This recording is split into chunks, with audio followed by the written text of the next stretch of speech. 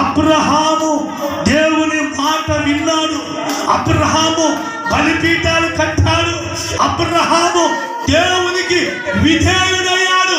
అబ్రహాము దేవునికి లోబడ్డాడు. అబ్రహాముకు చాలా రోజుల తర్వాత ఇస్సాకుని ఇచ్చాడు. చాలా సంవత్సరాల తర్వాత అప్పుడు కూడా పరిశోధించాడు అబ్రహాముకి 75 సంవత్సరాల వయసులో దేవుడు వచ్చి మాట్లాడాడు. ఏమన్నా తెలుసా? అబ్రహాం, నేను నీ కేడమును, నీ బహుమానం అత్యధికమైపోతా. అబ్రహాం,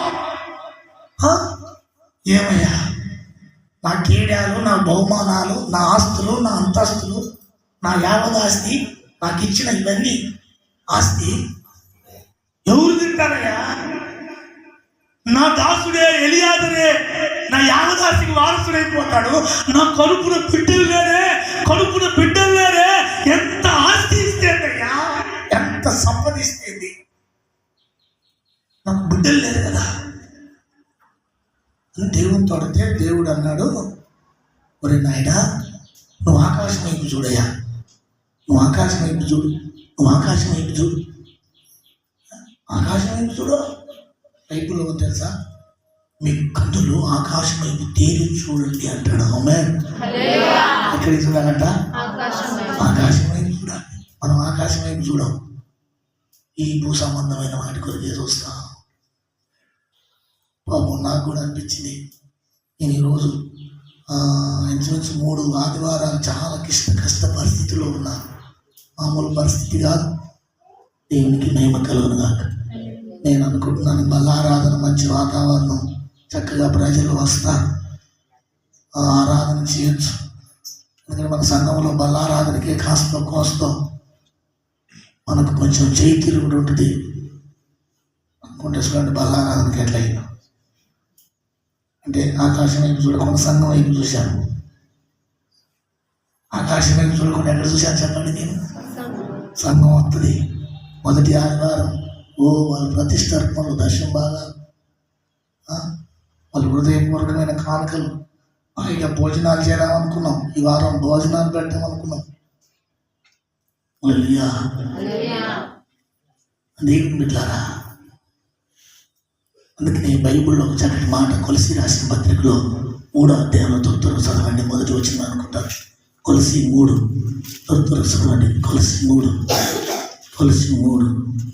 హల్లెలూయా. చదవండి. మీరు క్రీస్తుతోడు కూడా లేపబడిన వారైతే, మీరు క్రీస్తుతో కూడా లేపబడిన వారైతే పైనున్న వాటినే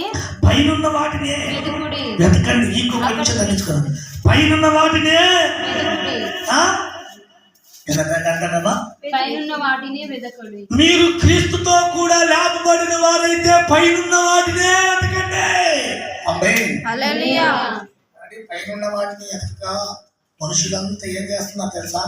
ఏం చేస్తే బతుకుతామా, ఎలా చేస్తే బతుకుతామా, ఏం పని చేయాలా, ఇలా చేయాలా, ఏం చేయాలా, ఎట్లా చేయాలా అబ్బా అని ఈ భూ సంబంధమైన వాటి కొరకే మనసు పెడుతున్నారు. వాళ్ళకు భూ సంబంధమైనవి దొరకట్లేవు, పర సంబంధమైన అసలే కనిపించట్లేవు. చూసారా? చూడండి, భూ సంబంధమైన వాటి కొరకు వెతుకుతే అవి దొరకవు. మీరు గమనించండి, పర సంబంధమైన పరలోకమందు ఆకాశం వైపు తిరిగి మన కన్నులు అక్కడికి ఎత్తినప్పుడు మనకు భూ సంబంధమైన వాటివే ఆటోమేటిక్గా ఆ టయానికి వస్తూనే ఉంటాయి.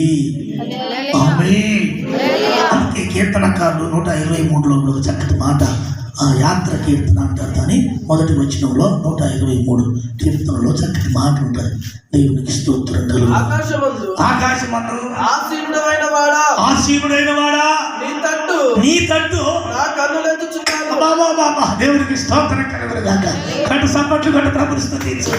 ఆకాశమందు ఆసీనుడైన వాడా నీ తట్టు నా కన్నులు ఎత్తుతున్నారు. ఎందుకంటే నువ్వే అన్ని ఇచ్చేవాడు, అన్ని సమకూర్చేవాడు, అన్నిటిని తీసుకొచ్చేవాడు. అనుకున్న దానికంటే, అడిగిన దానికంటే, ఊహించిన దానికంటే అత్యధికంగా జీవించగలిగిన దేవుని నీ వైపే నా కన్నులు. ఆమేన్, ఆమేన్, ఆమేన్. యేసు ప్రభు కూడా శరీరధారిగా ఉన్నప్పుడు, సజీవుడిగా ఉన్నప్పుడు ఆయన దగ్గరికి గుంపులు తండోపాలుగా ప్రజలు వస్తే పాపం తినడానికి ఏం లేదు. 3 రోజులు మీటింగ్ జరిగింది. తినడానికి ఏం లేదు. అందరినీ శిష్యులు వెళ్ళగొట్టాలి, మీటింగ్ అయిపోయింది అనుకుంటుంటే పాపం శిష్యులు వెళ్ళగొట్టాలంటే వీళ్ళు మార్గంలో మూర్చిపోతారు. వీళ్ళు నేటికి 3 దినములు నా యొద్ద ఉపవాసం ఉన్నారు. ఆమేన్. వీళ్ళు తినడానికి ఏమైనా లేదా అంటే అందులో ఒక ఆయన లేచి, అయ్యా ఎక్కడికి నాయన ఇంతమందికి భోజనాలు పెట్టాలంటే 200 దేనారాల డబ్బులు కావాలి, రొట్టెలు కావాలి, ఎందుకు తెస్తా, ఇది అడవి అంటే చిన్న పిల్లగాడు వాళ్ళ అమ్మ పంపించిందంట. వాళ్ళ మమ్మీ అరే ఎస్ఐ మీటింగ్కి వెళ్తున్నావు కదరా, మధ్యలో ఆకలి అయితే భోంచేసి నాయన అని సర్ది కట్టించింది. 5 రొట్టెలు 2 చేపలు. ఆ పిల్లగాడు లేచి అన్నాడు, అంకుల్ నా దగ్గర ఉన్నాయి అంకుల్, దేవునికి స్తోత్రం కలుగుతుంది. హల్లెలూయా హల్లెలూయా. అంటే అంకుల్ నా దగ్గర ఉన్నాయి అంకుల్,